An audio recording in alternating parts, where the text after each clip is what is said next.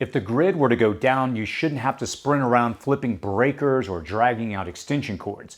In this video, we're going to review Anker SOLIX's newest whole home automatic backup system, built not only for reliable outage protection, but also to offset everyday power usage and reduce energy costs through smart battery management. Now, this system is designed for people who want backup power and more control over how and when they use electricity, without months of permitting, endless inspections, or tearing apart their electrical system. And you can be up and running in a fraction of the time compared to traditional setups. I'm going to walk you through the entire setup, show you how the system works, share what I like and what I'm still evaluating, and put it under real-world loads so you can see performance rather than just specs. So let's jump in.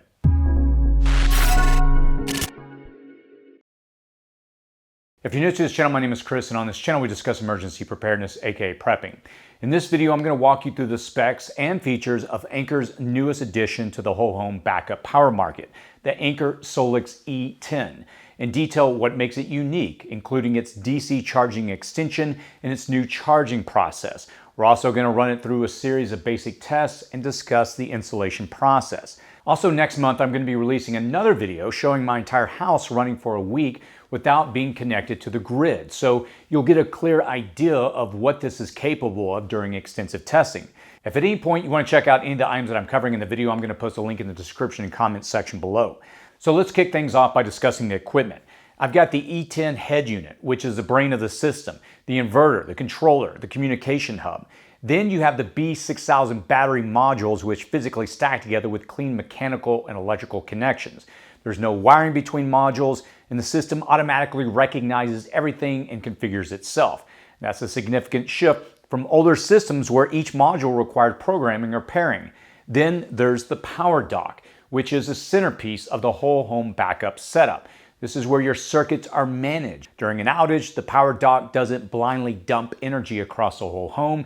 It allocates it intentionally by priority that is controlled in their app. That alone sets this apart from many traditional backup systems. Now, one of the biggest advantages of the power dock is that it's designed to handle a full 200 amp service.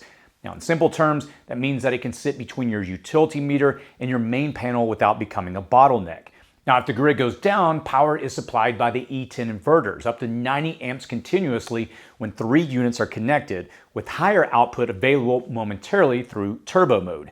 Even when several high-power appliances run at the same time, there's no overload risk. You don't have to turn off your air conditioner while cooking. During power outages, you can still power what you need.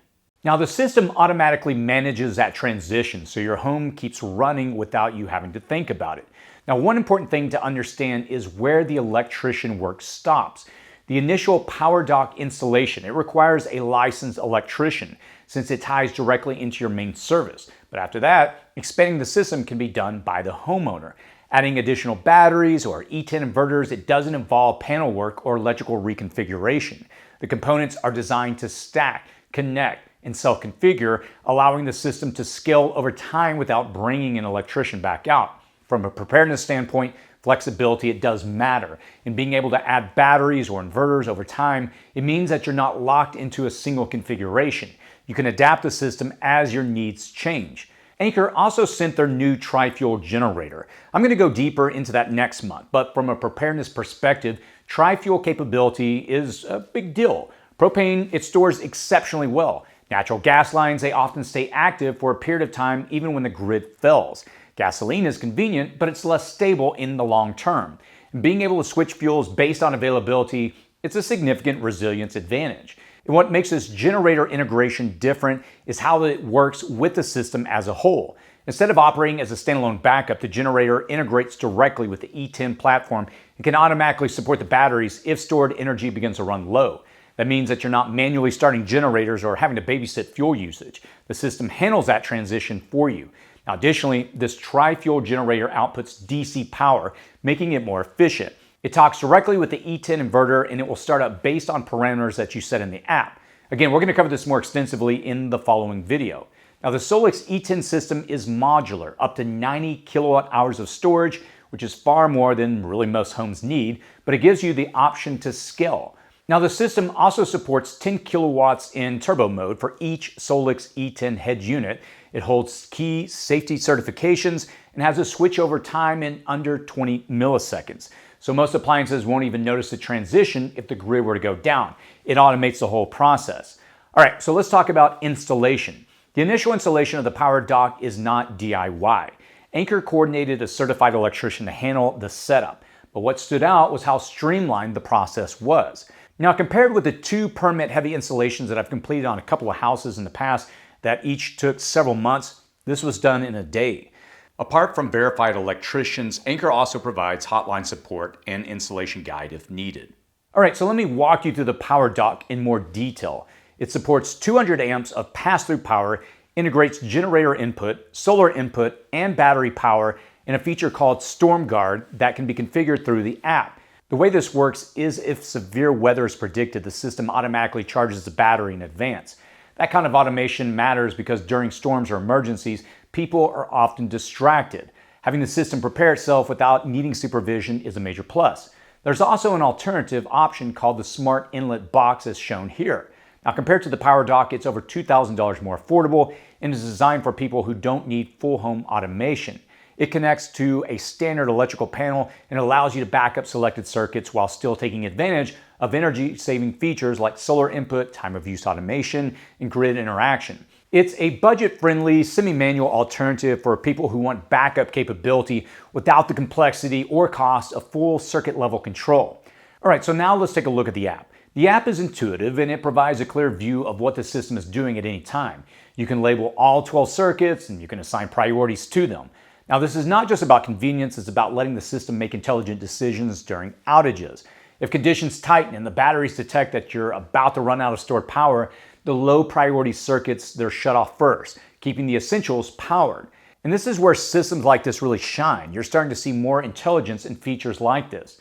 The real-time monitoring is also helpful. You can see exactly how much power your appliances draw, how the system responds when multiple loads activate simultaneously, and how your consumption shifts throughout the day. If you've ever had to manage energy demand during an outage, having this level of granularity, it really makes a difference. Now, the real-world testing. These tests, they're not hypothetical. They represent the appliances that most people rely on during outages. To run this test, we disconnected the system from the grid, simulating an outage. We tested the system by powering multiple devices simultaneously. The microwave, a mini split in heating and cooling modes, space heater, an oven, a refrigerator, lights, and my office computer. And these represent a wide range of load types. And as you can see on the app, the system handled everything we threw at it. No flickers, no hiccups, and no unexpected shutdowns.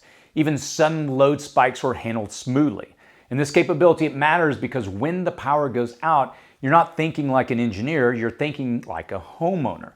You don't have to worry about whether you can microwave food or run heat. You just want things to work the way they always do without you needing technical skills.